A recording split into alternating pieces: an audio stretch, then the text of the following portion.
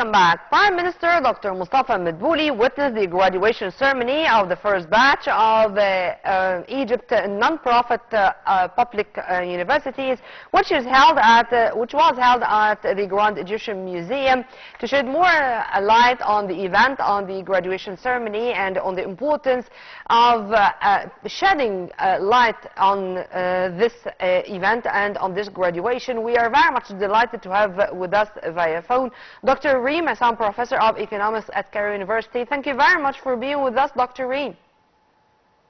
Good morning to you and to our audience. The pleasure is always mine to be with you this morning. Thank you, Dr. Reem. And let's start immediately with the importance of the event of yesterday, the graduation ceremony of the first batch of these universities. Indeed. Actually, as you said, Dr. Mustafa Madbouli stressed that the Egyptian state is keen to raise the efficiency of higher education system in Egypt, as there was a trend to have, in addition to governmental universities, a range of private universities and also a number of non-profit national universities, in addition to technological universities in partnership with the private sector. As we all witnessed the opening of some universities recently, with the encouragement of the private sector and also the businessmen to establish these universities. To open partnership with a very prestigious international institution, such as the partnership that is beginning to achieve today with Badia University and the University of Texas Medical School in the United States. Yeah. Indeed, also, Dr. Ayman Ashur, the Minister of Higher Education, said that the number of private universities schools is 242 schools offering more than 390 programs. The number of these universities in 2014 was limited to 23 universities, and this year is raised to 35 universities, doubling the number of studying programs to reach up to 100 total number of universities in the Egyptian state. And Dr. Reem, to increase the number of our universities, approximately the double or even more than double in just 10 years, and to make sure that the curricula inside all the colleges are coping with the latest curricula all over the world, to fill this gap between theory and practice, and to qualify our graduates to meet all the needs of the labor market. How do you see this? I mean, how do you see going in parallel, having more universities and in the same time knowing well that modernizing our curricula is a must, it's not a luxury? Of course. Indeed, there are some key factors that distinguish these kind of universities to contribute to their success and goals factors, like affiliation with the Supreme Council of the universities. Most of these universities ensure to get this affiliation under the Supreme Council of Higher Education to adhere to the national academic standards and offer recognized educational programs. Also, the higher quality schools like these non-profit national universities employ experienced and high-skilled faculty members, which enhance the quality of education provided in the classroom. In addition to focus on scientific research, many private universities and non-profit national universities encourage scientific research and provide the necessary resources, boosting their academic reputation. Also, we have to highlight the advanced educational environment. These kinds of universities offer modern educational environment, including advanced laboratories and state-of-the-art and research centers. This was my coming question, Dr. Reem, regarding the not only the educational role of these universities, but let's say the non-educational role, or how to serve the society via the labs, via the research, via serving the society or serving the community in other ways.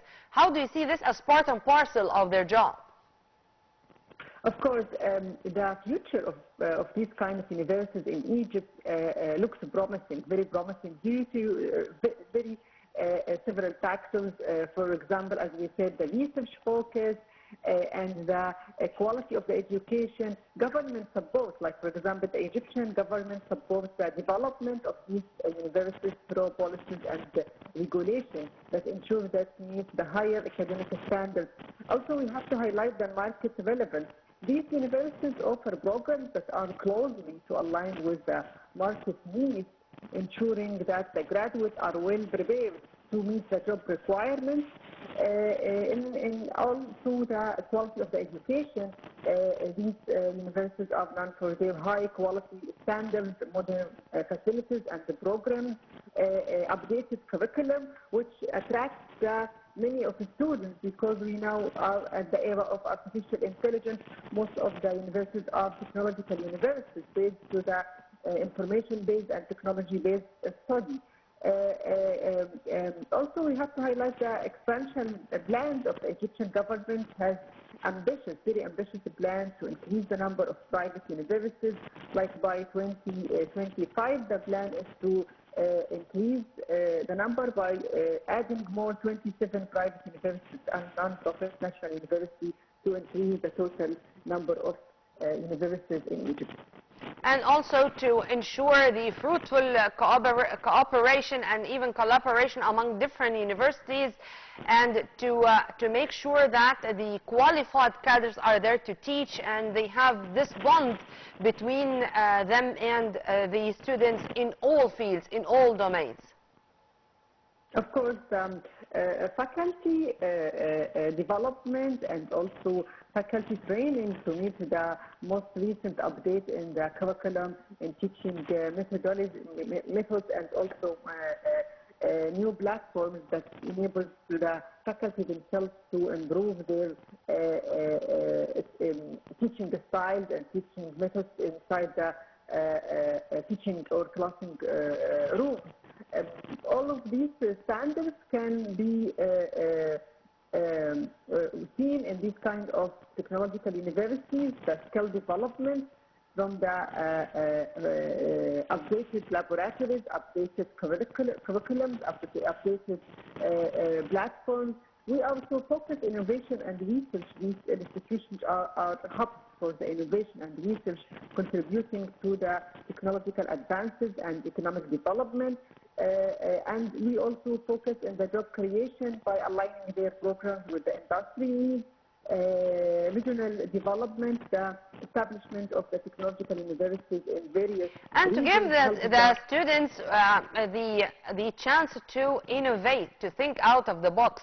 And it's time to benefit from even the research of the students, to giving them the vocational training, training sessions even in summer, in their summer vacation, and to let all the doors of these universities open for even for all people, not only the students of these universities, to benefit from the educational institution they do have. If you also agree with me on that. Totally agree. There are several reasons why high school students in Egypt prefer to join these universities. One of them is international partnership. Many private universities and non-profit national universities offer partnership with a prestigious, very prestigious international institution, and offering dual degrees and an exchange program. So we sent our Egyptian students abroad to get a semester or 2 semesters to study there, to get a dual degree. So this all of these factors increase the quality of education. We can also highlight the smaller size of the classes. This kind of universities typically have smaller class sizes, allowing for more personalized attention and better learning environment. Also, we have to highlight the extracurriculum activities. These universities offer a wide range of extracurriculum activities, including sports, cultural events, and community service, which enhance the overall student experience during the higher education time. It's not only lecturing, it's also there are a lot of activities, cultural exchange, training, internship. All of these can be experienced during these 4 or 5 years of education. And in fact, the Prime Minister Dr. Mustafa Madbouli said it in his speech before the graduates in their graduation ceremony, saying that the state is putting education or educational service as of the first priorities, and he vowed to continue with eliminating all the obstacles on the way to make sure that those universities are going to continue with their job, their mission on the ground without any obstacles, and to receive sustainability reports about the performance to know if there's something which should be fixed on the ground without delay. If you want to elaborate on that too.